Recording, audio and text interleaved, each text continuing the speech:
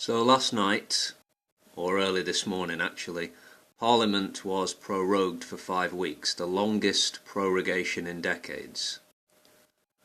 Suspending Parliament in itself isn't unusual, but the timing and the length of this prorogation is clearly an attempt, a successful attempt I guess, by the Prime Minister and members of his government to avoid parliamentary scrutiny and oversight.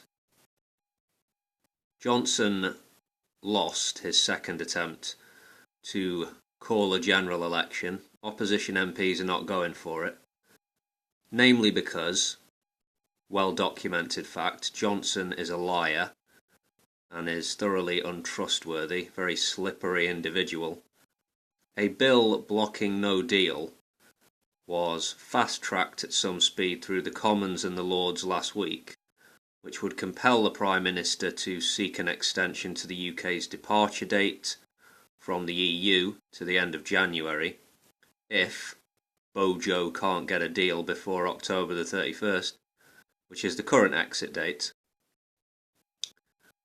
Johnson doesn't have any intention of getting a deal. He's not in a position to get anything because of his insistence on the Irish backstop, that the backstop has to be removed from the current withdrawal agreement, the backstop being the insurance policy to make sure no hard border re-emerges between Northern Ireland and the Republic of Ireland. Yeah, the current hard-right government are not negotiating anything, it appears, and the PM has been saying in so many words he will not follow the rule of law. He will meet with EU leaders at a summit in mid-October. Parliament will be back by then, I understand, but then again, 5 weeks is a long time in politics. Who the hell knows what will be going on by then? What will Johnson have pulled out of his bag of tricks? Or what will Dominic Cummings have pulled out of his bag?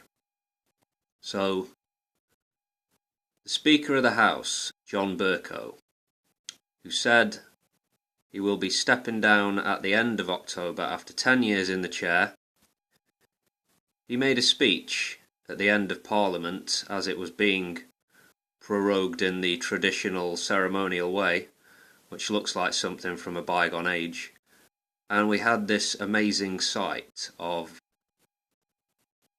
opposition MPs, Labour, I guess, blocking Bercow from leaving the chair as Black Rod comes into the Commons and says that the Lords requires their presence and all that jazz.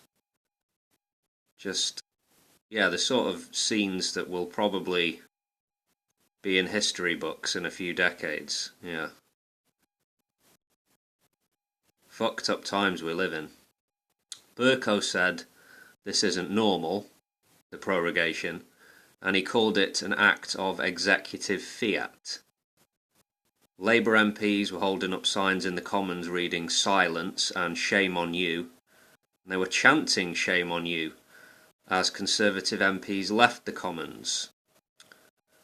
Bercow and Black Rod and various officials and many MPs went to the Lords, almost all Conservative MPs, while Labour, the SNP, Welsh nationalists, sat in the Commons as a sort of protest, singing nationalist songs in the case of the SNP and Labour and Plaid Cymru, or singing the red flag in Labour's case. Then Bercow comes back into the Commons, gets a standing ovation from the opposition benches, as he did earlier in the day after announcing he was stepping down.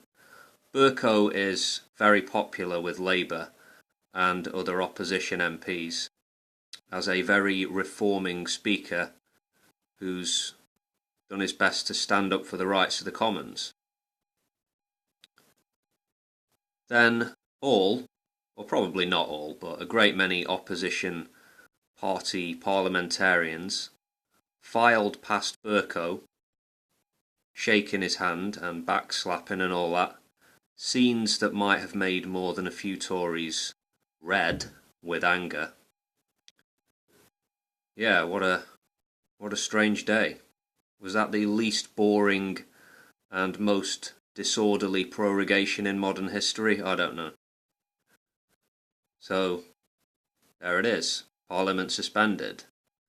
A head of government undermining the rule of law in the past week. The United Kingdom, jump in the shark.